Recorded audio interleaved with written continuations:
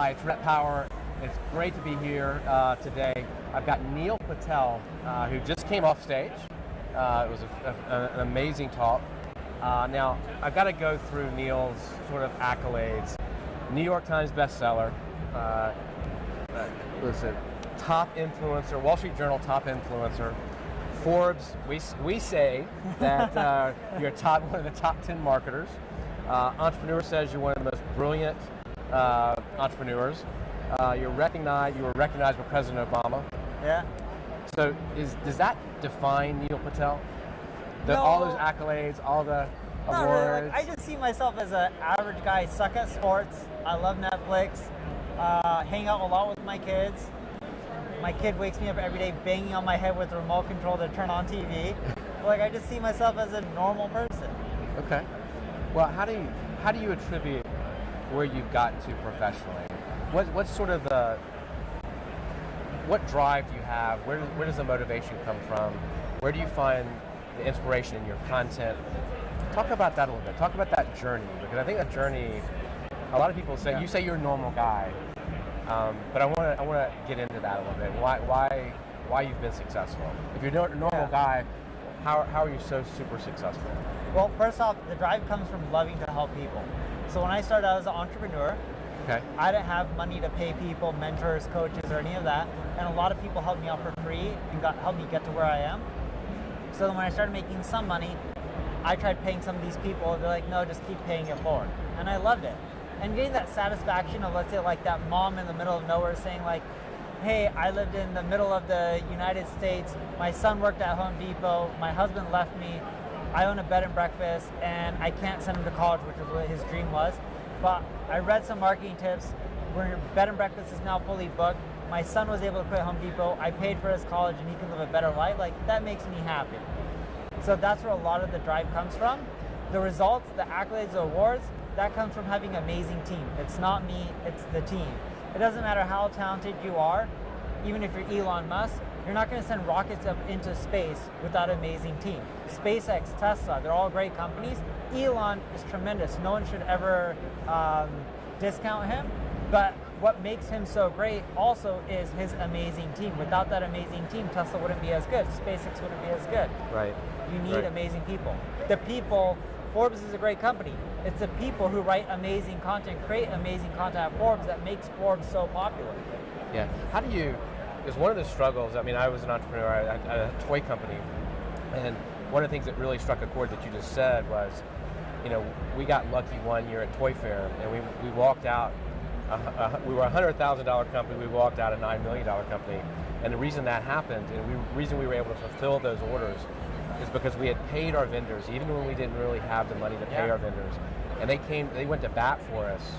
When we got all those orders, they said, look, we'll give you 6 months of credit. And they stood by us That's awesome. when we blew it up. And I mean, it sounds like what you're saying to me is like you got to take care. Is that really?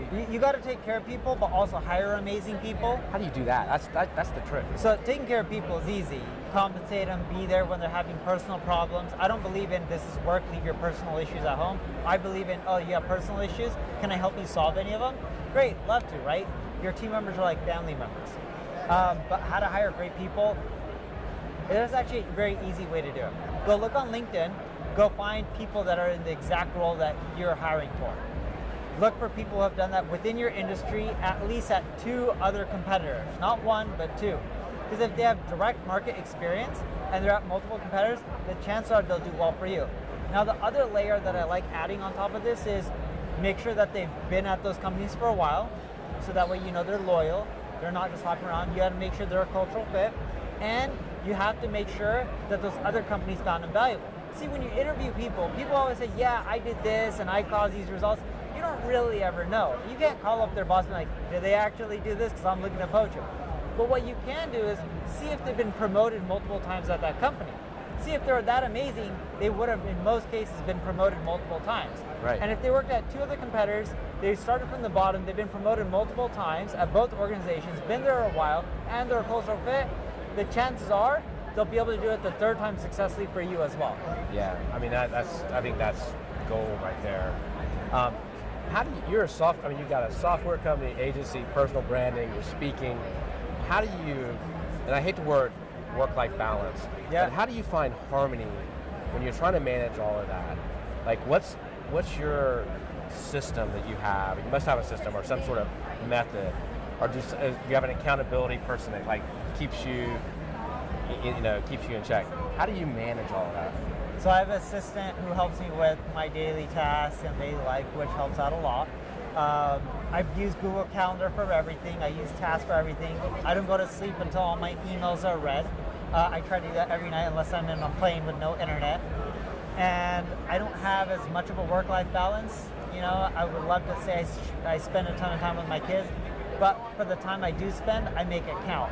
So whatever I'm spending time on, I try to make it 110%, because even if it's a small amount of minutes or hours, it all adds up, and you just got to give it your all. Right. On the flip side, I know a lot of people who spend time with their kids and a lot of time, but they're just watching TV and ignoring them in the background. On the flip side, I'll play with them.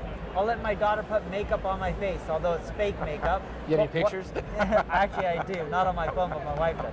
Whatever makes her happy. Like, I'm 110% into anything I do, so that way I'm getting the most out of my time.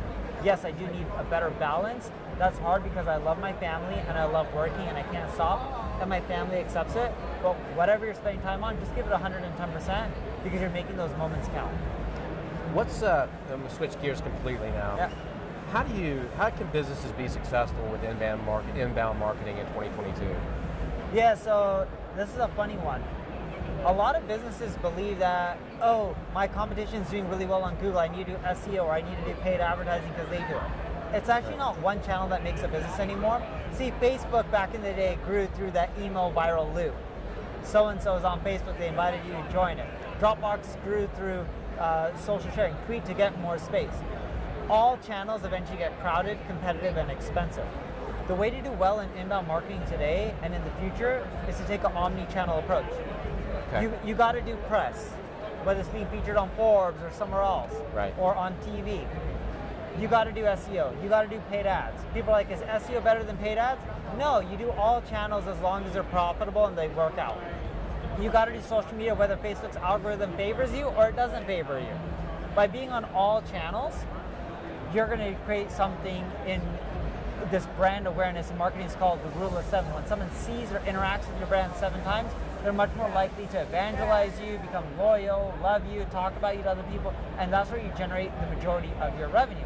And an interesting stat from Adobe, roughly 40% of your revenue comes from 8% of your visitors.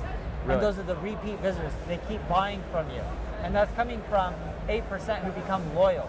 And you need to generate more loyal customers by just being omnipresent and being throughout multiple channels, because what we found is when you're omni-channel, people are more willing to buy from you because they're seeing your brand constantly and they start trusting you. Where do we get our information? I mean, as a CEO of a smaller company now, where do I get really good information about that ad spend? About where can I find that information? A lot of Google searches. Right. There's a lot of tools, like we have one called UberSys, which is free. There's tools out there like SEMrush. Google Analytics provides a lot of data with your own site. But yeah, there's SimilarWeb for market research on your competition. But the data's out there and it's accessible for free. Yeah. I mean, I think that's the toughest thing to do, is find out where you should spend your money, right? Yes. And where you should put that ad money. And it's all about ROI. What works for your competition may not work for you. If you spend $1, you can make $2. Spend as much as you can as long as it's profitable. The moment you spend $1 and you're losing 50 cents, you spend too much. All right, Neil, we got to wrap it up. I hate to go, but thank you so much. No, thanks for having me. All right.